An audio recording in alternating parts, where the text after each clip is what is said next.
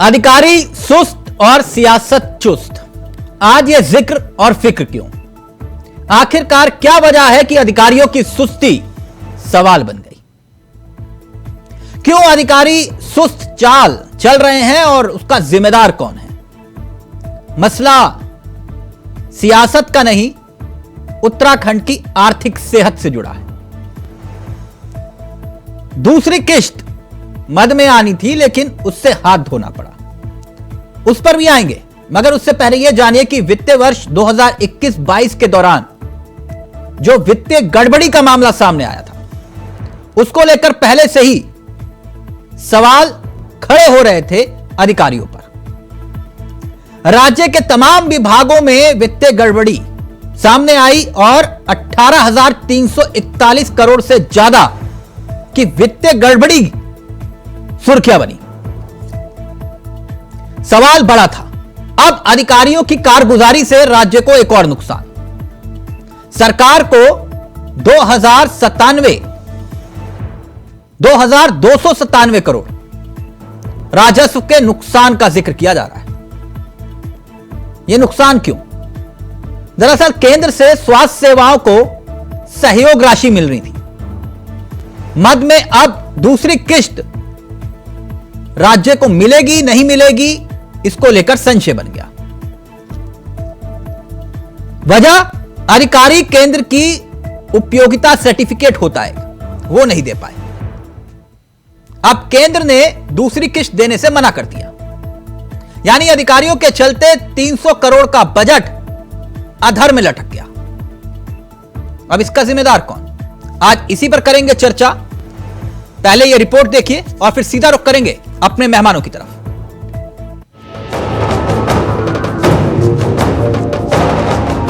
अधिकारियों की सुस्ती उत्तराखंड की सियासत में एक बार फिर से नया सियासी फसना बन रही है। जानते हैं क्यों? क्योंकि इसके चलते केंद्र से मिलने वाली सहयोग राशि तक पर ब्रेक लग रहा है। पूरा माजरा क्या है वो आगे आपको हम बताएंगे, मगर उससे पहले ये जान लीजिए कि वित्तीय वर्ष 2012 और 22 के दौरान राज्य के तमाम विभागों में 18,341 करोड़ की वित्तीय गड़बड़ियों की सुर्खियां तो आपने पढ़ी ही होंगी। मगर अब अधिकारियों की कारगुजारी से सरकार को 2,297 करोड़ के राजस्व का सीधा नुकसान हुआ है। इसके साथ ही केंद्र से जो धनराशि स्वास्थ्य सेवाओं को सुदृढ़ करने के लिए राज्य को मिली थी, उस मद में अब दूसरी किस्त से राज्य को हाथ धोना पड़ा है, क्योंकि अधिकारी केंद्र को उपयोगिता सर्टिफिकेट नहीं दे पाए हैं, जिसके चलते केंद्र ने दूसरी किस्त देने से मना कर दिया और अधिकारियों की इस सुस्ती के चलते 300 करोड़ का बजट अधर में लटक गया। आपको बता दें, विधानसभा पटल पर रखी गई वित्तीय वर्ष 2021 और 22 की वार्षिक लेखा रिपोर्ट पे खुलासा हो चुका है कि ऊर्जा निगम में सबसे ज्यादा 16,129 करोड़ 30 लाख की अनियमितताएं पकड़ी गई थी। अब उत्तराखंड में हुए अधिकारियों के इन कारनामों को लेकर विपक्ष में बैठी कांग्रेस आक्रामक दिख रही है, जबकि भाजपाई दावा कर रहे कि राज्य की दामी सरकार जीरो टॉलरेंस की नीति पर चलकर कई भ्रष्ट अधिकारियों और कर्मचारियों को जेल की हवा खिला चुकी है और आगे भी भ्रष्टाचार और भ्रष्टारी दोनों पर वार होगा। भाजपा कहती है कि हमारे कार्यकाल में तो भ्रष्टाचार होगा ही नहीं, तो लोकायुक्त चाहिए क्यों? अब आप देखिए, आज उत्तराखंड आकंठ भ्रष्टाचार में डूबा हुआ है। हजारों की संख्या में पेड़ काट दिए जा रहे हैं चक्राता में, पुरोला में, लेकिन कोई उफ तक करने वाला नहीं है। यहाँ के पर्यावरण से खिलवाड़ हो रहा है, कोई कुछ कहने वाला नहीं। खनन माफियाओं को, शराब माफियाओं को, भू माफियाओं को खुली छूट मिली हुई है और जमकर उगाही हो रही है। कोई ऐसा ऊपर से लेकर तक नीचे तक नेता, अधिकारी, कर्मचारी नहीं है जो कि पैसों में अपनी 7 पुश्तों का इंतजाम ना कर रहा हो। तो उत्तराखंड तो ओपन फॉर ऑल हो गया। आइए, लूटिए, खसोटिए। देखिए, भारतीय जनता पार्टी आदरणीय मुख्यमंत्री पुष्कर सिंह धामी जी के नेतृत्व में प्रदेश के अंदर एक जीरो टॉलरेंस की सरकार चल रही है और निश्चित रूप से जिस प्रकार से कोई भी जो मामला कभी भ्रष्टाचार का मामला सामने आया है, उस पर आदरणीय मुख्यमंत्री द्वारा कड़ी से कड़ी कार्रवाई की गई है और इसी के भ्रष्टाचार को लेकर के कई लोग जेलों में भेजे गए हैं। और इस प्रकार की जो आप बात करें विद्युत विभाग में लेकर के, इसमें भी कोई किसी प्रकार की गड़बड़ी पाई जाती है, सरकार किसी को बख्शने वाली नहीं है, आदरणीय मुख्यमंत्री भ्रष्टाचारी को बख्शने वाले नहीं है। उत्तराखंड में घोटालों का शोर मचना कोई नई बात नहीं, लेकिन जरूरी ये कि सत्तासीन सरकार जब जीरो टॉलरेंस की नीति की बात करती है तो अधिकारियों को भी उसे पर अमल करना होगा, ताकि राज्य में भ्रष्टाचार को बढ़ावा न मिल सके और जनहित के काम हो सके। मगर क्या कुछ अधिकारियों की वजह से सरकार बदनाम हो रही है? देहरादून से अभय कैतुरा की रिपोर्ट, इंडिया वॉइस के लिए। तो अधिकारी सुस्त, सियासत चुस्त, सवालों में सरकार। सीधा रुख करेंगे अपने मेहमानों की तरफ। आपको बता दें आज हमारे साथ इस चर्चा में जो मेहमान शामिल हो रहे हैं, कुंवर जपेल साहब बीजेपी के चेहरे हैं, गरिमा दसोनी जी कांग्रेस का चेहरा है और आम आदमी पार्टी का चेहरा भी इस कार्यक्रम का हिस्सा होगा। कुछ ही देर में आपको स्क्रीन पर दिखाई देंगे, लेकिन सबसे पहले कुंवर साहब इस चर्चा की शुरुआत आपसे। ये चल क्या रहा है उत्तराखंड में? अधिकारी सुन नहीं रहे आपकी, और इतनी सुस्त चाल कि उत्तराखंड भुगतेगा अब, इसका जिम्मेदार कौन? यही है डबल इंजन की रफ्तार। थोड़ा सा हमें ईत में जाना पड़ेगा। जब 2016 में प्रदेश में राष्ट्रपति शासन लगा और उस दौरान और जिस कारण से राष्ट्रपति शासन लगा, सरकार गिरी और एक प्रदेश के मुख्यमंत्री ये कहते हैं मैं आंखें बंद कर लूंगा, आप जो कर सकते हो कर लो, तो ये वहां से ये कहानी स्टार्ट है, जिसे अब भारतीय जनता पार्टी की सरकार और वर्तमान मुख्यमंत्री नहीं तो इसके लिए हरीश रावत जिम्मेदार हैं। हमने किसी का व्यक्तिगत नाम नहीं लिया। नहीं, जिनका आप जिक्र कर रहे हैं, आप नाम लेने से फिर क्यों डर रहे हैं? आप जिक्र कर रहे हैं जिनका, तो उनका नाम लेने से फिर डर रहे हैं। आप उन्हें ही मान लीजिए कि नहीं, उन्हें नहीं मान लीजिए। कुंवर साहब कोई पहली तो है नहीं जो आप कह रहे हैं कौन बनेगा करोड़पति खेल लेते हैं। जिनका आप जिक्र कर रहे हैं, आप हरीश रावत को जिम्मेदार मानते हैं इस हालात के लिए? मानते हैं ना, जब हरीश रावत जी मुख्यमंत्री थे तो भ्रष्टाचार को लेकर एक मुख्यमंत्री प्रदेश का ये कहता पाया गया कि मैं अपनी आंखें बंद कर लूंगा, जो होता है कर लो। तो ये दंश भारतीय जनता पार्टी झेल रही है। उत्तराखंड के अंदर अधिकारी उस कांग्रेस सर 300 करोड़ का बजट, हो चुके थे। 300 करोड़ का बजट अधर में लटक गया, इसके लिए हरीश रावत जिम्मेदार है।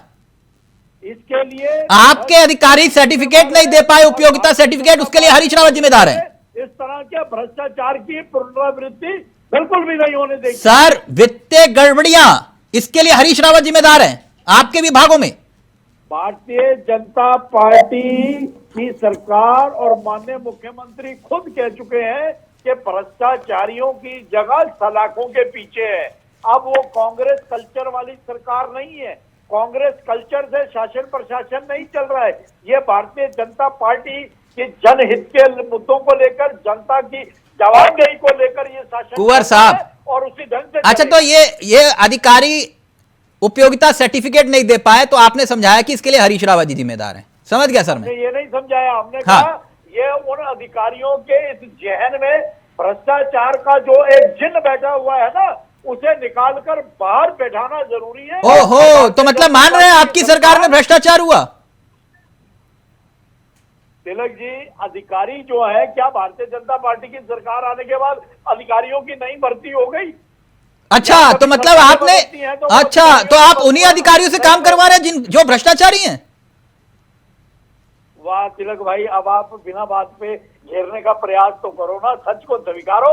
कुंवर साहब, मैं तो आप ही की बात को कह रहा हूं, आप मुझे कह रहे हैं मैं घेर रहा हूं।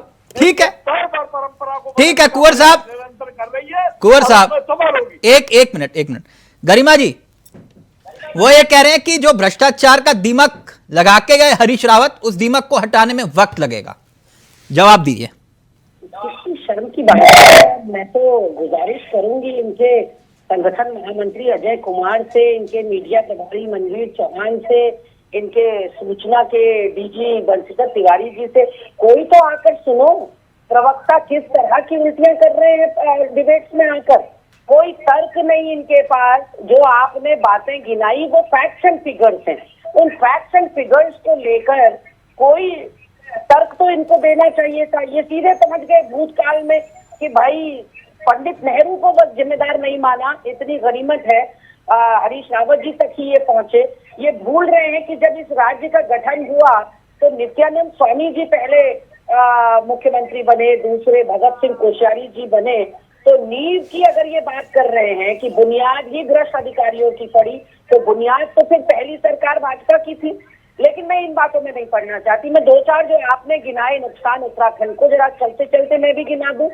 जीएसटी जब लागू हुआ तो कहा गया कि नए राज्यों को भरपाई होगी और मात्र 3 साल का समय दिया गया कि 3 साल में इन राज्यों को अपने पर सस्टेन करना या अपने पैरों पर खड़ा होना होगा।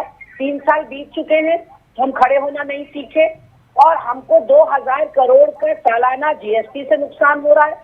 हाई कोर्ट ने, माननीय उच्च न्यायालय ने टिप्पणी की है कि राज्य सरकार की जो राजस्व नीति है, जो खनन नीति है, उससे लगभग 2500 करोड़ का नुकसान राज्य को हो रहा है अवैध खनन होने की वजह से।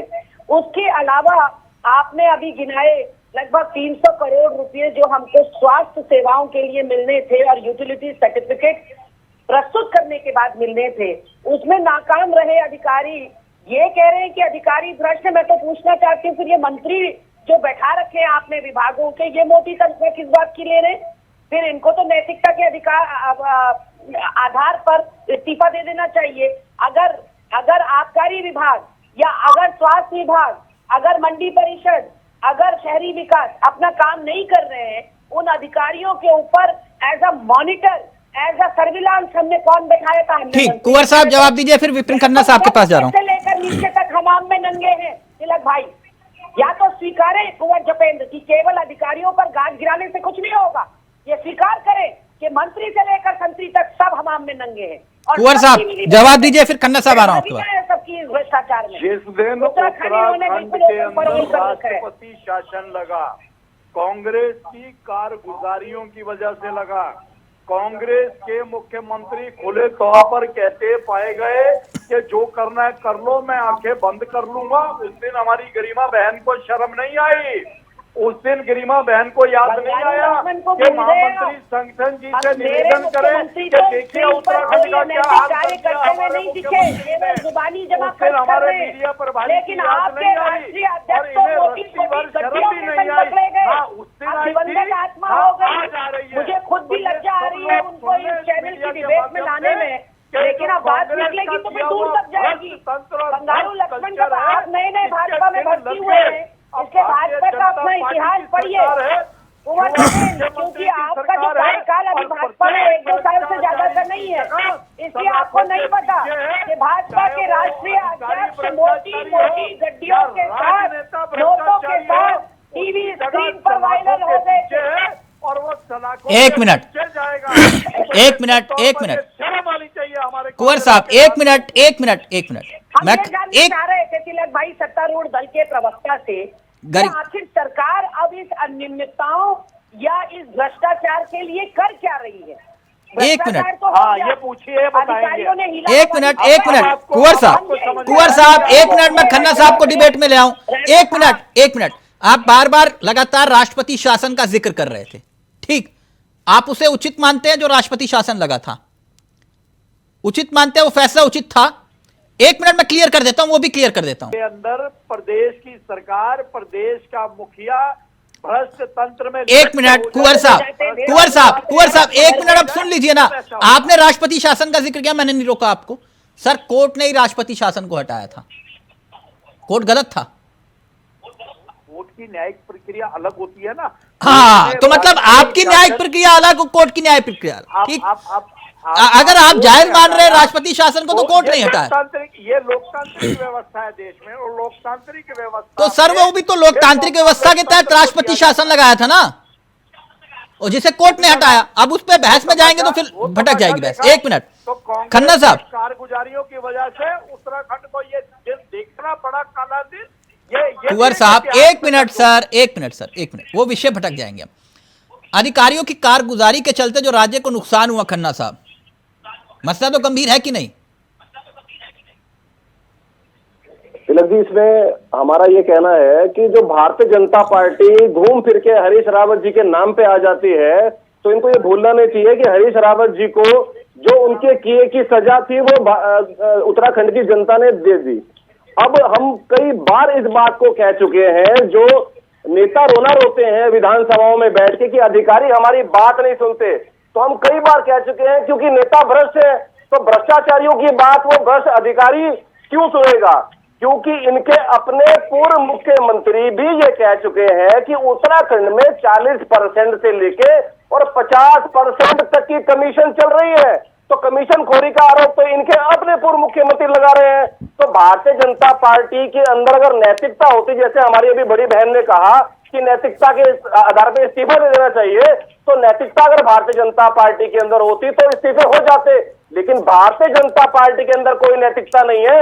उसका बड़ा कारण यह है कि विधानसभाओं में भर्ती घोटाला, कोऑपरेटिव बैंक में घोटाला, उसके बाद नगर निगम में घोटाला, इनके मेयर पे विजिलेंस की जांच चल रही है भ्रष्टाचार में, जिनकी आय से अधिक संपत्ति है। स्मार्ट सिटी में इनके पूर्व मुख्यमंत्री कह चुके हैं कि दुनिया भर का जो घोटाला हो रहा है, करोड़ों रुपए भारतीय जनता पार्टी के लोग खा गए। तो नैतिकता नाम की अगर चीज हम बात करें तो नैतिकता भारतीय जनता पार्टी में नहीं है, क्योंकि भ्रष्ट नेताओं के साथ ही भ्रष्ट अधिकारी काम करते हैं।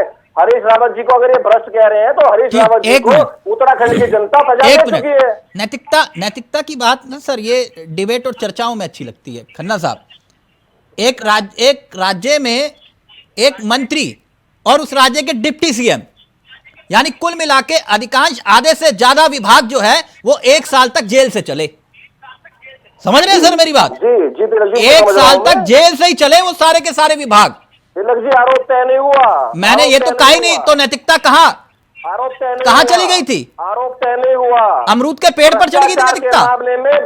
खन्ना साहब, मैं कह रहा हूं बरी हो जाए, आरोप मुक्त हो जाए, उनको डिप्टी सीएम की बजाय सीएम बना दीजिए। लेकिन ये कौन सी जायज बात हुई दिल्ली की जनता के साथ कि आपने 1 साल तक आरोपी मंत्री को विभाग सौंपे रखा? यह नैतिकता का तकाजा नहीं होता। खन्ना साहब, आप रुक जाइए। षड्यंत्र रचकर किसी को सर षड्यंत्र, सर ठीक है। खन्ना साहब, अब आपकी बात आ गई ना, 1 मिनट। कुंवर साहब जवाब दीजिए। जो आरोप ये लगा रहे हैं वो ये कह रहे हैं कि पूरा तंत्र भ्रष्टाचार में लिप्त है, मंत्री से लेकर अधिकारी तक। देखिए, एक उत्तराखंडी होने के नाते ये निश्चित तौर पर ये महसूस करने वाली बात है कि उत्तराखंड के अंदर बेलगाम और या लापरवाह अधिकारियों की वजह से जो जनता का नुकसान हुआ वो निंदनीय है और निश्चित तौर पर उसका उन्हें दंड मिलेगा। आप क्या करेंगे सर? नुकसान तो हो गया, आप क्या करेंगे? नुकसान तो हो गया, हाँ। लेकिन जिनकी वजह से नुकसान हुआ है उन सब लोगों के अगेंस्ट माननीय मुख्यमंत्री जी कह चुके हैं कि कड़ी कार्रवाई होनी चाहिए। सर कड़ी निंदा और कड़ी कार्रवाई तो सर चलता है, लेकिन हुई आज तक हुई?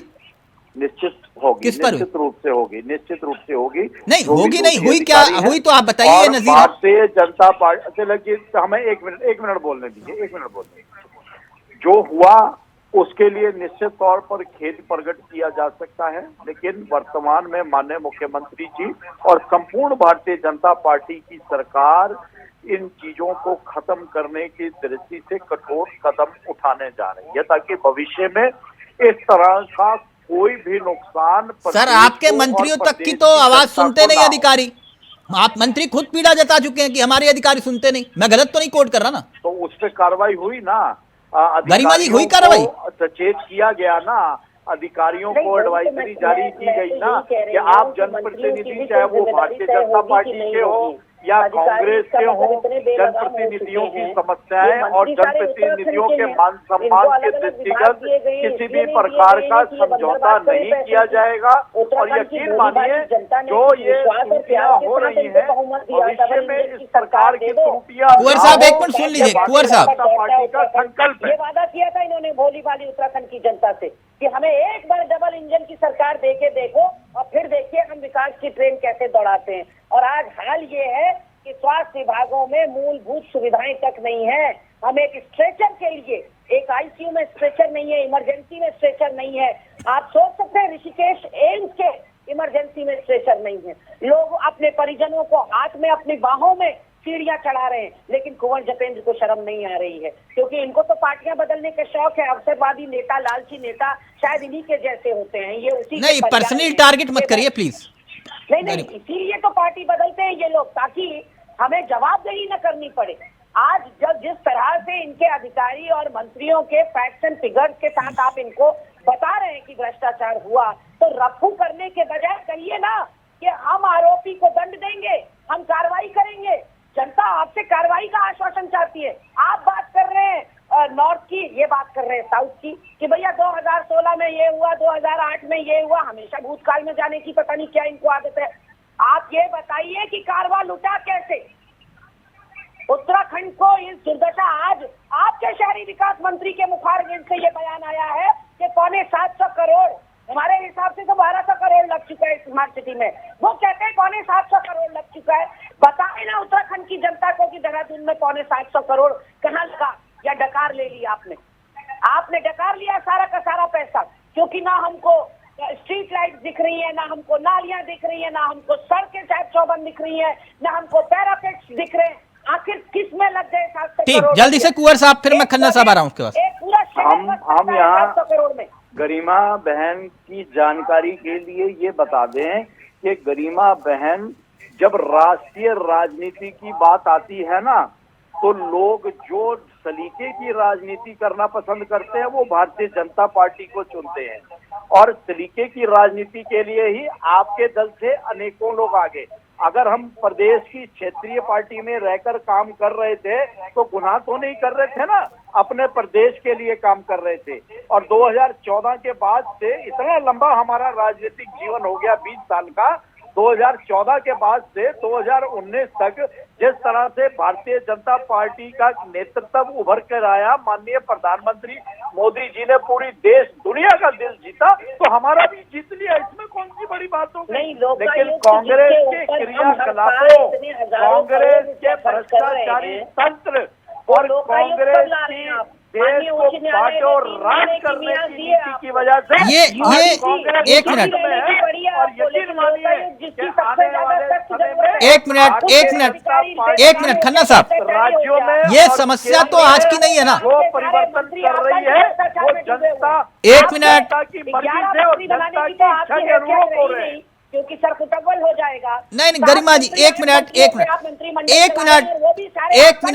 आपने कहा 11 मंत्री बनाने की, और फिर वो विषय भटक जाता है बार बार। फिर तो वो ताकत तो हरीश रावत जी में भी नहीं थी और बाबुरा जी में नहीं थी, है ना? नहीं, हमने बनाया, हमारा एक भी पद खाली नहीं था जिस समय सरकार को तोड़ा गया। आपको बता दूं, नवप्रभात जी और राजेंद्र भंडारी जी को जोड़ने के बाद हमारा पूरा 11 का मंत्रिमंडल का कोरम पूरा हो चुका था। एक मिनट, 2 साल हो गए। वो जब को समय कितना मिला तिलक जी? जब सत्ता जाने वाली थी तब की बात है ना। विपिन खन्ना साहब, एक मिनट, खन्ना साहब, आप मेरी बात सुनिए। बहुत ही क्या कहते हैं, एज पे बनी हुई सरकार थी हमारी। सरकार ऐसी थी कि कभी भी गिर सकती थी। ये तो 57 और 47 का बहुमत लेकर बैठे, कभी भी हिम्मत नहीं दिखा पा रहे। 2 साल बीत जाने के बाद भी हम खन्ना साहब एक मिनट, इनकॉम्पिटेंट मंत्री दे रखे हैं। स्वास्थ्य मंत्रालय ऐसे ही इनकॉम्पिटेंट मंत्री को दे रखा है जिसे ना स्वास्थ्य विभाग की फिक्र है, ना सहकारिता की, और ना अपने खन्ना साहब, ये जो विभाग का मसला है वो तो एक अलग मसला है, लेकिन ये अधिकारियों वाला जो मसला है, कोई ये तो है नहीं कि ये सरकार आई या इससे पिछली सरकार आई या उससे पिछली सरकार आई। मैं फिर एक बात बोल रहा हूं, लगातार ये बात बोलता हूं कि सभी अधिकारियों पर सवाल उठाना जायज नहीं है। कई अधिकारी काबिल अधिकारी हैं जो उत्तराखंड को चला रहे हैं।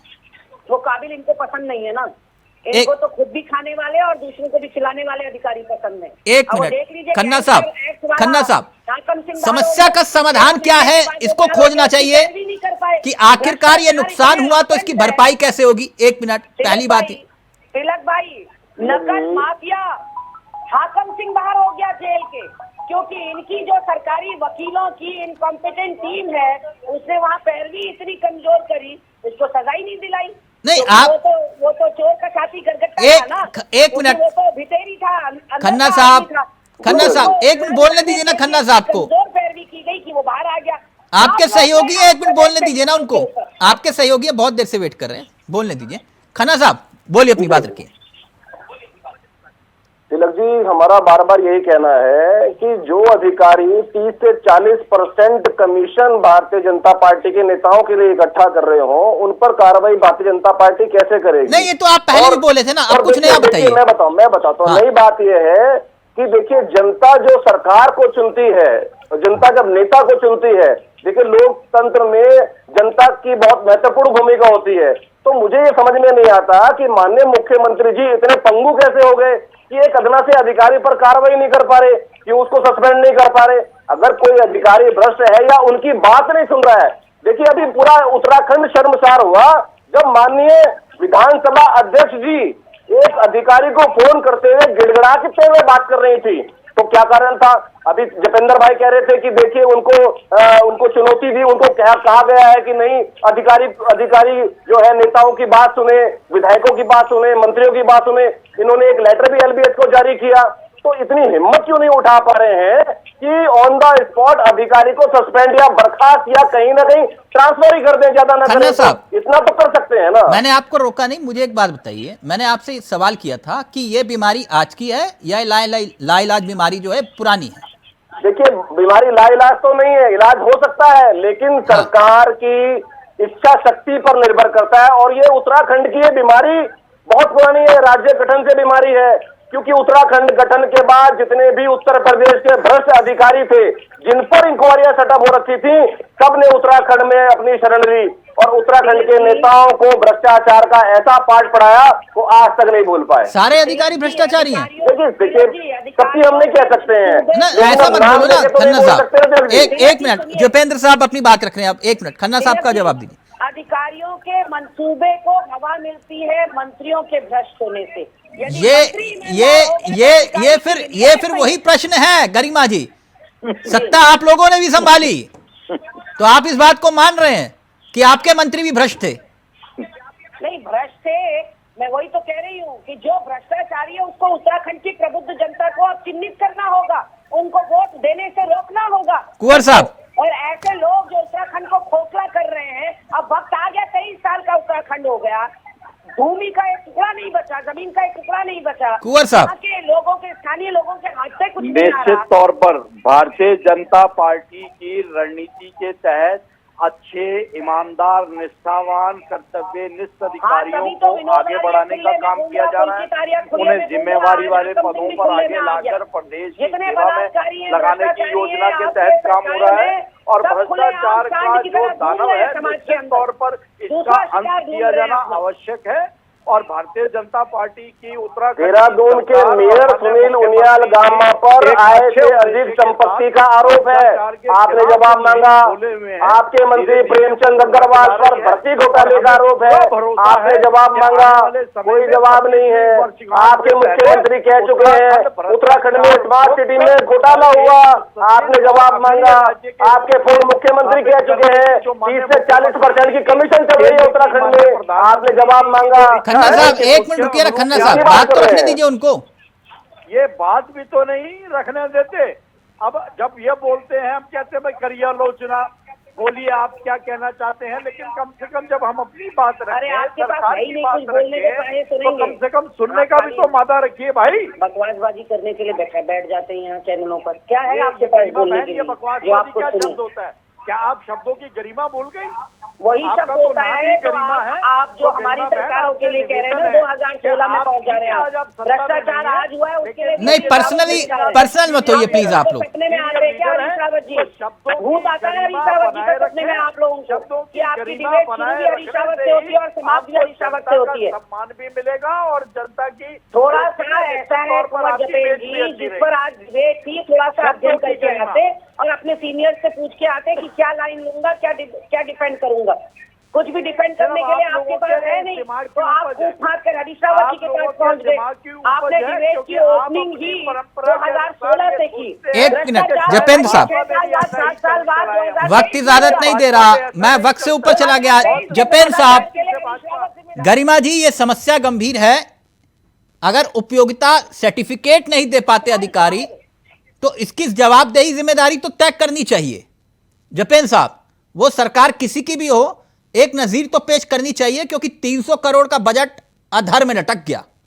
ये एक यक्ष प्रश्न है। वक्त इजाजत नहीं दे रहा। थैंक यू सो मच, बहुत बहुत शुक्रिया खन्ना साहब आपका भी, जपेंद्र जी आपका भी, और गरिमा जी आपका भी बहुत बहुत शुक्रिया। तो अधिकारी सुस्त, सियासत चुस्त। अब देखिए आगे आगे होता है क्या, लेकिन मामला है गंभीर। नमस्कार, जय हिंद, जय भारत, जय उत्तराखंड।